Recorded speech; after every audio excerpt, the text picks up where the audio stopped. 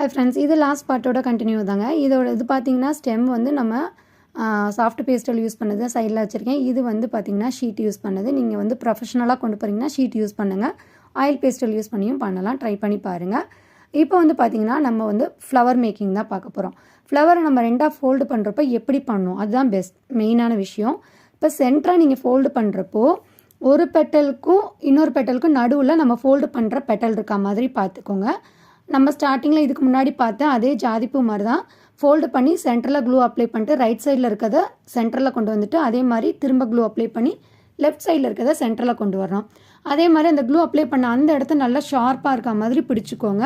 ஒரு 2 செகண்ட் ஆகும். இது வந்து ஸ்டீம் பண்ணாத ஃபஸ்ட்டு மெத்தடு. செகண்ட் மெத்தடு பார்த்தீங்க அப்படின்னா எப்பவும் போல் நம்ம அயன் பாக்ஸ் நல்லா சூடானதுக்கப்புறம் ஸ்டீம் பண்ணிவிட்டு எடுத்த உடனே நம்ம வந்து ஷேப் கொடுத்துடணும். இந்த மாதிரி ஃபோல்டு பண்ணி ஒரு செகண்ட் பிடிச்சிக்கோங்க. இதுலேயுமே பார்த்தீங்கன்னா நம்ம 2 பெட்டலுக்கு நடுவில் ஒரு பெட்டல் இருக்க மாதிரி இருக்கும். அதை நீங்கள் சென்டரில் ஃபோல்டு பண்ணுறப்பயே கரெக்டாக பண்ணிக்கோங்க. இப்போ பார்த்தீங்கன்னா தெரியும், 2ஆக ஃபோல்டு பண்ணுறப்போ கீழே இருக்கிற அந்த பெட்டலையும் பார்த்து 2 பெட்டலுக்கு சென்டரில் மேலே இருக்க பெட்டல் வைக்கிற மாதிரி. இப்போ பார்த்தீங்க அப்படின்னா நமக்கு பர்ஃபெக்டாக இருக்கும். இந்த மாதிரி வைக்கிறதுனால நமக்கு பெட்டல்ஸும் நிறையா இருக்கிற மாதிரி தெரியும். ஜாதிப்பூவும் சூப்பராக இருக்கும். ட்ரை பண்ணி பாருங்கள். அதே மாதிரி ஏன் நான் பார்ட்டாக போடுறேன்னு நிறைய பேர் கேட்கலாம்.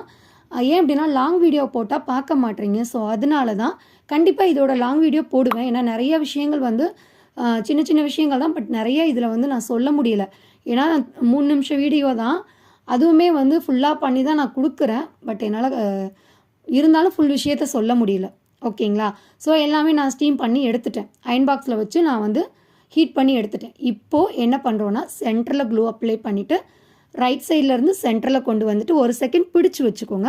அதுக்கு மேலே திரும்ப க்ளூ அப்ளை பண்ணிவிட்டு திரும்ப ஹோல்ட் பண்ணி பிடிச்சிக்கோங்க. இதுக்கு பதிலாக நீங்கள் நான் எப்போவும் சொல்கிற மாதிரி தான் க்ளூ கன் யூஸ் பண்ணிங்கன்னா ரொம்பவே குயிக்காக வேலை முடிஞ்சிடும். இதில் மெயின் விஷயம் என்ன அப்படின்னா அந்த B7000 க்ளூ கையில் ஒட்ட என்ன ஆகுதுன்னா பூவோட ஒட்டிக்குது. ஸோ அது மட்டும் எனக்கு ப்ராப்ளமாக இருந்தது.